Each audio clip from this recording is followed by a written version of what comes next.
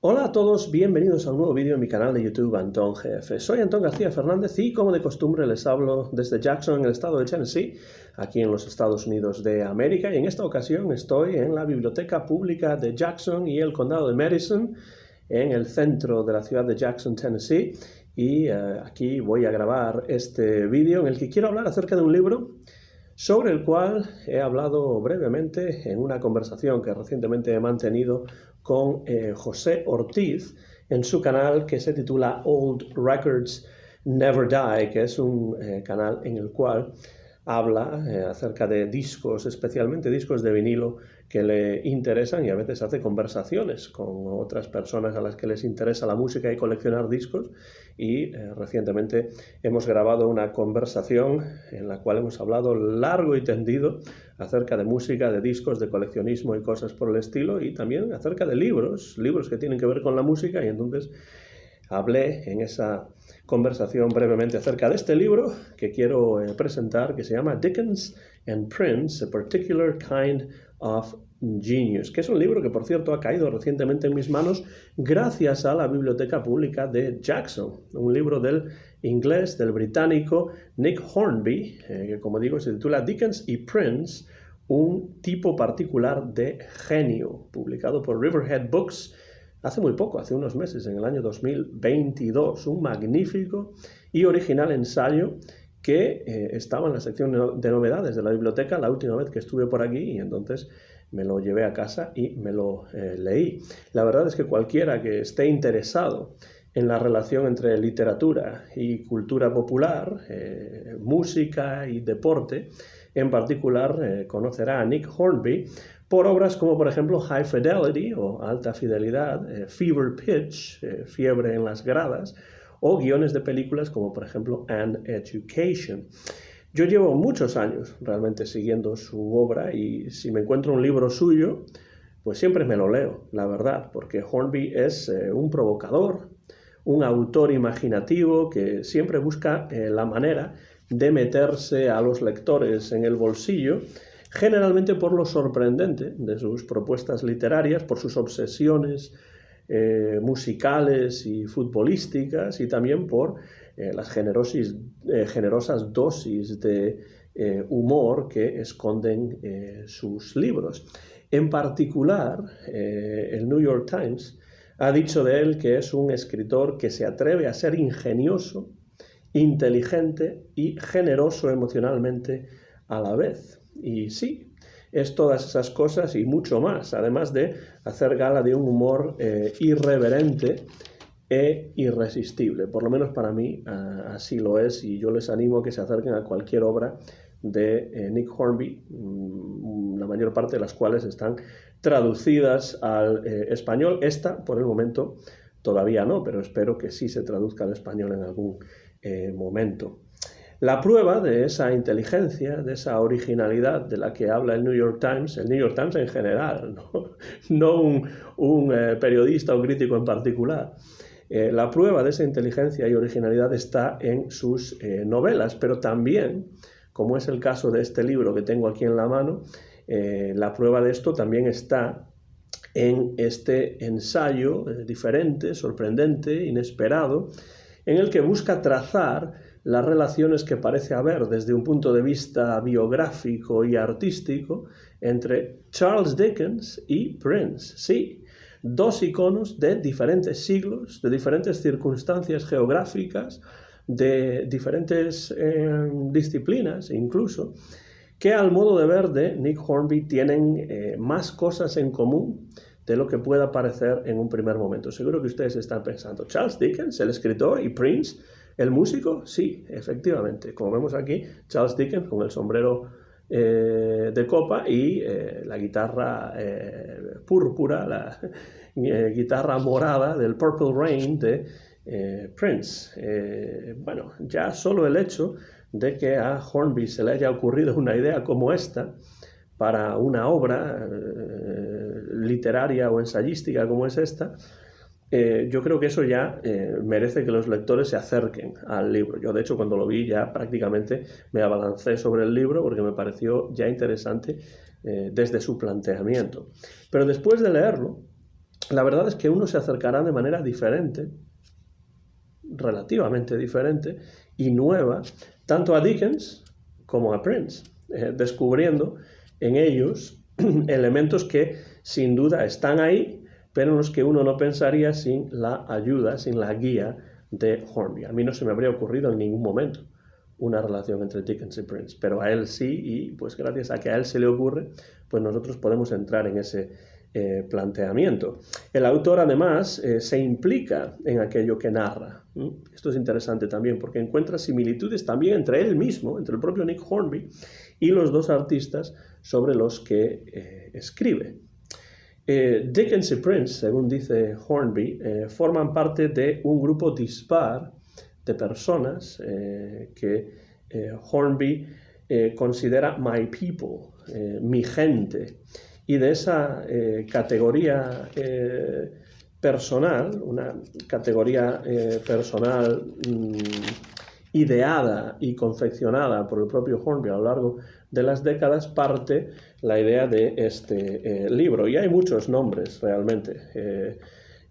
Pues, por ejemplo, en la página 6 habla de algunos de ellos. Preston Sturges, Barbra Streisand, Robert Altman, Pauline Kael, Kurt Vonnegut, Stephen Sondheim, el compositor, Mavis Staples, la cantante, Arsène Wenger, el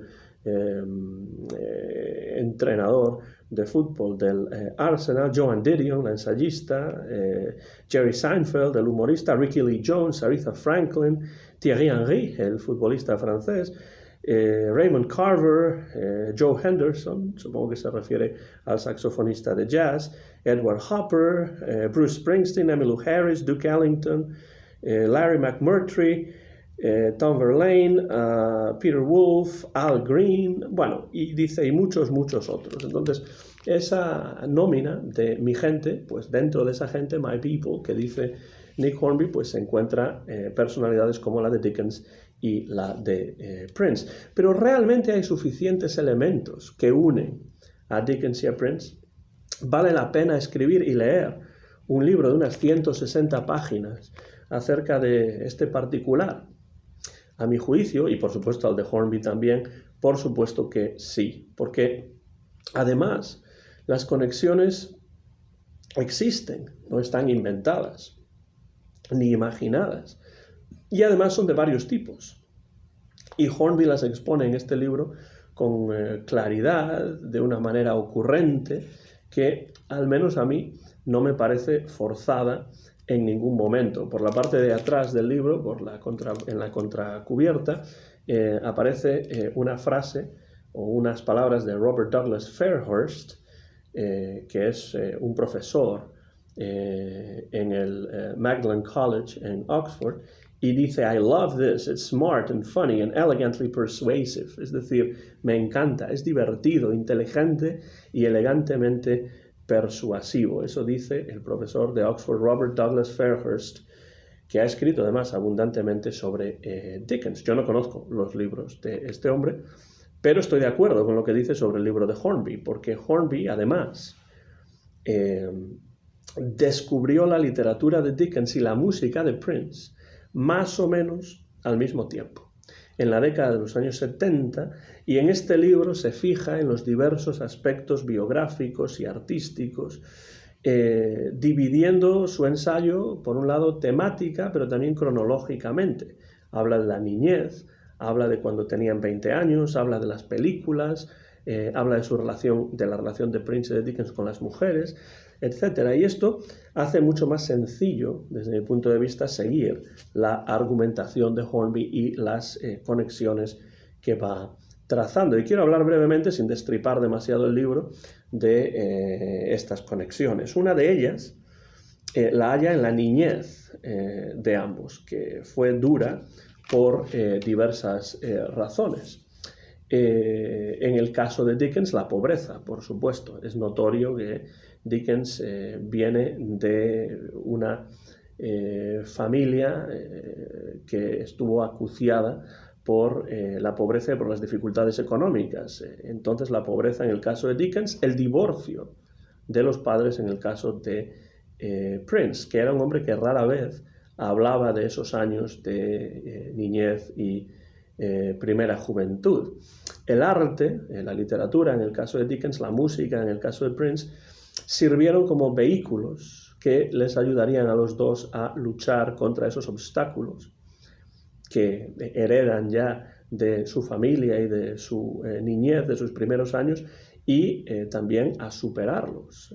El arte ayuda a estos dos personajes a superar estas dificultades. Y en el caso de Dickens, la relación entre su biografía y su literatura es muy estrecha. En el caso de Dickens, muchas de sus obras reflejan ciertas vivencias del propio Dickens, ciertos personajes que conoció el propio Dickens durante esta época difícil de los primeros años de su vida.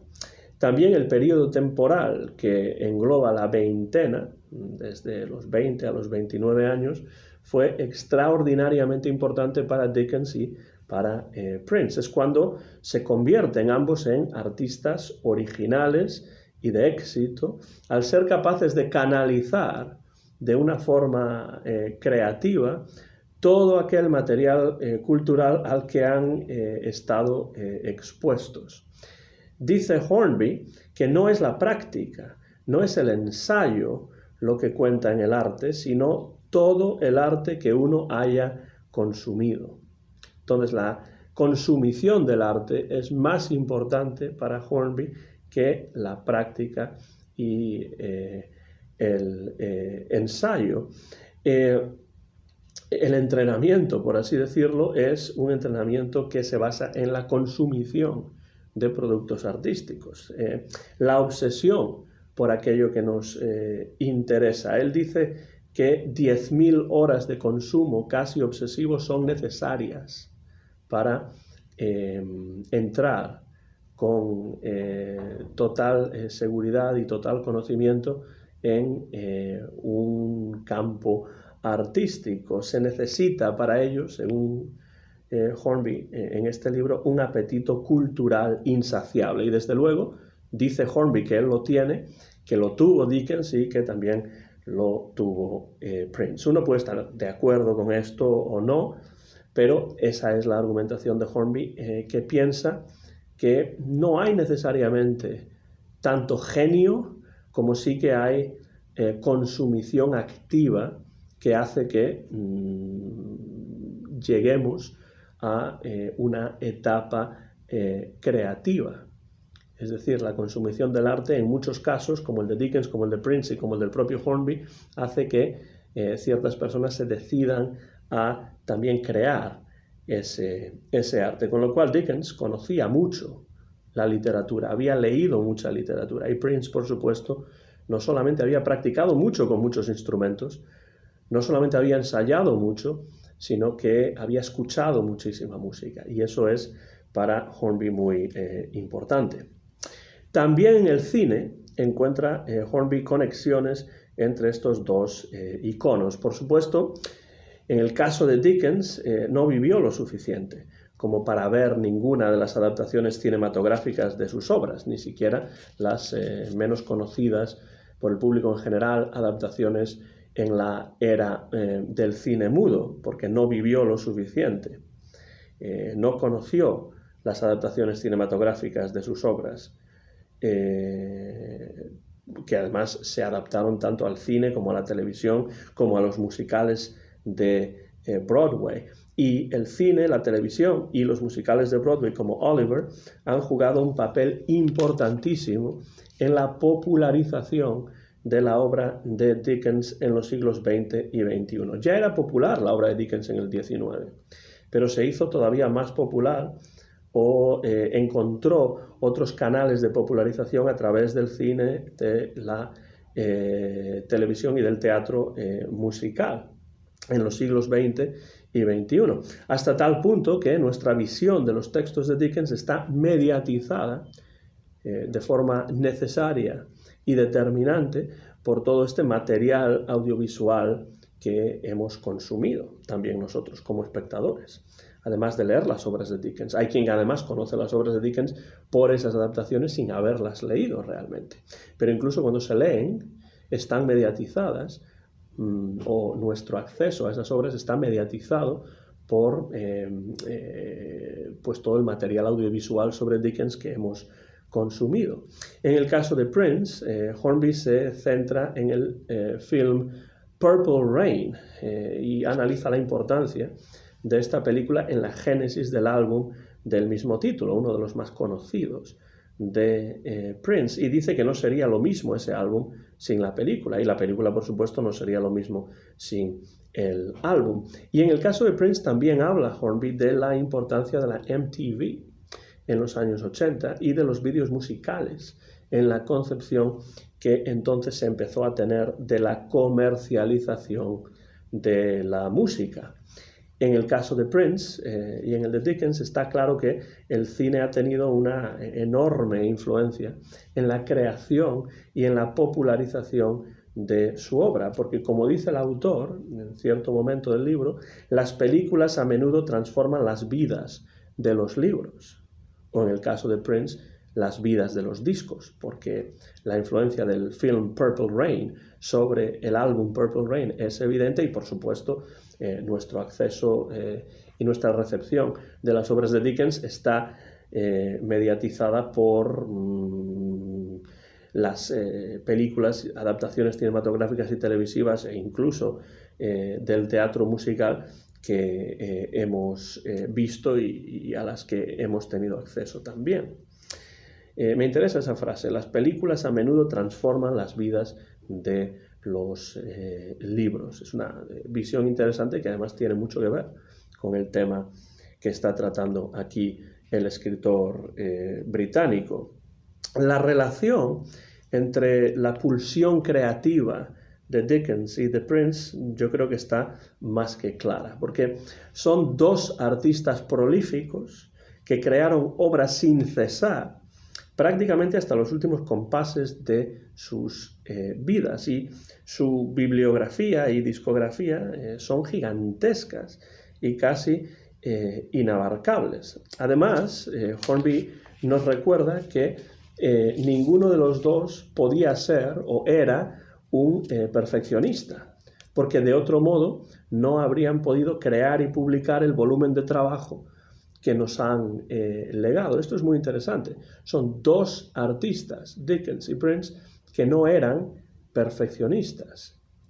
Eran prolíficos, pero no perfeccionistas.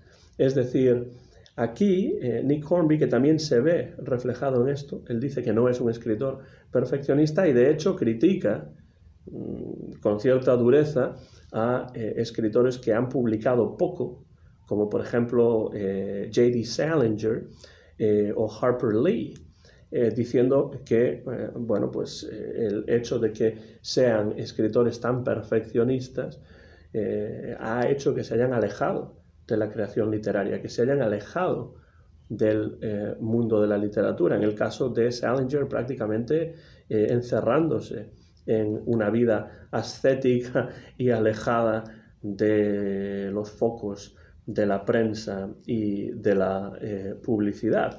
Hornby se ve reflejado, se identifica en cierto modo con Dickens y con Prince desde ese punto de vista de que no eran un escritor y un músico que fuesen perfeccionistas. Él dice que él tampoco lo es. Hornby no es un escritor perfeccionista. Además, Dickens y Prince eran hombres que a menudo trabajaban en más de un proyecto a la vez, en más de una novela o en más de un disco, conjugando además lo propio con lo ajeno, porque también Dickens era editor de revistas y de textos de otros autores y conjugaba sus propias obras, a veces escribiendo más de una a la vez, por entregas, con lo ajeno, con el trabajo de otros que supervisaba. Hornby dice que en este aspecto de ser poco perfeccionistas, él se ve reflejado, pero además, como artistas, tanto Dickens como Prince deseaban tener el control artístico y económico de sus obras. Y esto les trajo enormes problemas de diversos tipos. Si Dickens era capaz de escribir más de una novela por entregas a la vez, Prince era capaz de trabajar en varios discos a la vez y además producir discos de otras personas, muchas veces sus propias parejas sentimentales. Pero es que además Dickens y Prince deseaban tener el control artístico y económico de sus obras, y eso les trajo problemas. De esto habla en un capítulo en especial, largo y tendido, Nick Hornby en este libro. Dickens sufrió todo tipo de plagios, todo tipo de ediciones piratas de sus obras, especialmente en los Estados Unidos, pero no solamente, también en Inglaterra. Y en más de una ocasión, la escritura de una novela llegó a rescatarlo de la bancarrota. Y esto es interesante.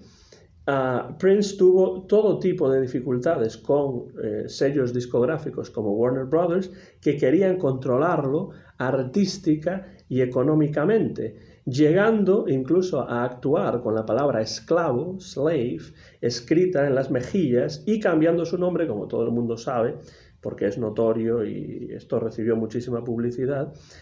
Cambió su nombre por el de un símbolo impronunciable, con lo cual se convirtió en el símbolo o el artista anteriormente conocido como Prince. Esto era como protesta por ciertos problemas en los que no voy a entrar ahora con la discográfica Warner Brothers. Y tras interminables vicisitudes y litigios de todo tipo, tanto Prince como Dickens, esto es muy interesante, se dieron cuenta de que el directo tenía el potencial de mayor remuneración económica que las publicaciones. Y esto es interesante porque en el caso de Dickens se dedicó en los últimos años de su vida a ofrecer conferencias en público, también en los Estados Unidos, en las que leía de forma muy dramática extractos de sus obras. Y eso fue una práctica verdaderamente lucrativa. Pensó Dickens que si realmente lo estaban estafando en los Estados Unidos con las ediciones, los editores aquí en Norteamérica, pues él iba a hacer una gira de varios estados de Norteamérica y ganar con eso mucho dinero. Y de hecho era difícil encontrar entradas para estas presentaciones en directo de Dickens, que era, por lo que parece, todo un showman sobre el escenario. En el caso de Prince, pues se centró mucho más en los conciertos en cierto momento de su carrera, entendiendo que en la era de Internet los discos estaban ahí para promocionar conciertos lucrativos y no al revés. Muchos músicos pensaban hasta ese momento, sobre todo hasta la llegada de Internet, que los discos eran lo lucrativo, la venta de discos era lo lucrativo y que los conciertos servían para promocionar esos discos. Se da cuenta Prince de que realmente la tortilla ha dado la vuelta y ahora son los discos los que promocionan los conciertos y se gana más dinero a través de los conciertos en directo que a través de los discos. Y esto es algo que está muy de actualidad en este primer cuarto del siglo XXI, en 2023, cuando estoy grabando este vídeo. Esto seguro que es algo que todos ustedes reconocerán que es así en la actualidad. En el capítulo que se titula Women, Mujeres, Hornby habla de la relación de estos dos personajes con las mujeres y empieza diciendo que las mujeres eran la debilidad de tanto Dickens como de Prince. Por muy cliché que esto parezca, y lo dice así, que es un cliché, pero que en el caso de Dickens y de Prince es algo totalmente cierto. Para el músico, para Prince, el sexo era una parte principal, fundamental de su vida. Daba forma a su música y tenía una importancia capital en sus relaciones con las mujeres. Pero la relación de Dickens con las mujeres no tenía solamente una dimensión sexual, sino que tenía también una dimensión artística generalmente, porque solía, como ya he dicho, producir discos enteros de algunas de sus parejas en el estudio que poseía en su mansión, con lo cual la relación de Dickens con las mujeres pasaba también no de Dickens, sino de Prince con las mujeres, pasaba también por lo artístico. Además era Prince un músico que valoraba muchísimo la música creada por mujeres. Joni Mitchell, por ejemplo, es un buen ejemplo de una artista a la cual admiraba enormemente Prince, entre muchas otras. La vida amorosa y sexual de Charles Dickens, por lo que parece, fue también bastante movida, con rumores de una posible relación con su cuñada, cuando estaba casado con su esposa, y también más de una amante, que en alguna ocasión era mucho más joven que él. Nos recuerda Nick Hornby que muchos de los personajes más memorables de la obra de Dickens son personajes femeninos. Y también nos recuerda que Prince no solamente gustaba de incluir a mujeres en sus bandas, que esto era bastante típico. De hecho, en la parte final de su carrera incluso llegó a tener una banda en la que solamente aparecían compuestas simplemente o únicamente por mujeres, pero además apreciaba y aplaudía el trabajo de artistas femeninas, como ya he comentado. Y en el último capítulo de este libro, que se titula The End, el final, habla Hornby de los últimos compases de las vidas de Charles Dickens y de Prince, que, por lo que parece, presentan bastantes semejanzas importantes. Por ejemplo, murieron más o menos a la misma edad, aunque, por supuesto, la esperanza de vida era mucho menor en el siglo XIX que en el siglo XX y en el siglo XXI. Y en ambos casos, la frenética actividad profesional hizo mella en los cuerpos de estos dos artistas y también en sus condiciones de salud. Los esfuerzos de ambos en el terreno profesional fueron verdaderamente titánicos y el ritmo de trabajo no decreció en los últimos años de sus vidas. Siguen encontrándose todavía cartas inéditas de Charles Dickens entre los millares y millares de cartas que escribió, porque recibía muchas cartas de admiradores y generalmente trataba de responderlas todas él. No tenía un secretario o una secretaria que le respondiese a las cartas, y todavía se encuentran hoy en día cartas inéditas de Charles Dickens. Y también hay, de manera similar, miles de canciones inéditas que Prince dejó grabadas en el momento de su muerte y que no se sabe cómo ni cuándo se van a publicar, ni cuánto puede tardar en ver la luz todo ese material. Es más, las obras de ambos siguen vivas, siguen siendo relevantes, y un libro como este, evidentemente, es ejemplo de esta realidad. Y en la parte final de esta obra, en la última página de este ensayo muy bien escrito, muy divertido y muy interesante de Nick Hornby, dice el autor lo siguiente: este libro es sobre trabajo, y nadie trabajó nunca más duramente que estos dos, Dickens y Prince, o con mayor calidad, conectando con tanta gente durante tanto tiempo. Por eso tengo sus fotos en la pared de mi despacho, y ahí se quedarán todo el tiempo que las necesite, que será durante el resto de mi vida.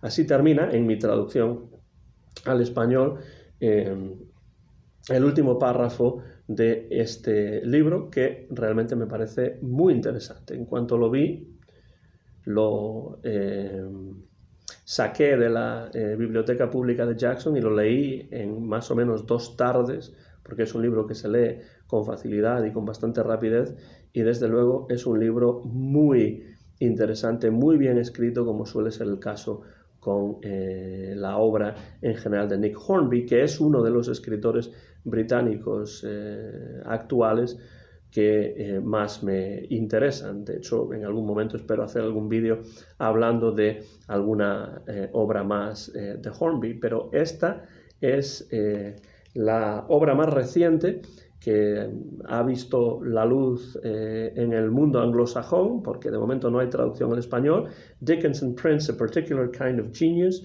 Dickens y Prince, un tipo particular de genio, y yo espero que siendo Hornby, y además tratándose de un libro que mezcla la literatura con la música y además un artista de la importancia de Prince dentro de la historia de la música del siglo XX y un escritor de la importancia de Dickens en la literatura del XIX, espero que este sea un libro que en algún momento se traduzca al español para que los lectores que no puedan leer en inglés, hispanohablantes que no puedan leer en inglés, pues puedan disfrutar de este libro. Desde luego, si ustedes pueden leer en inglés, hasta que no se traduzca al español, les recomiendo que se acerquen a este libro, que se lee muy bien y con rapidez y que creo que les va a interesar mucho. A mí me pareció inteligente,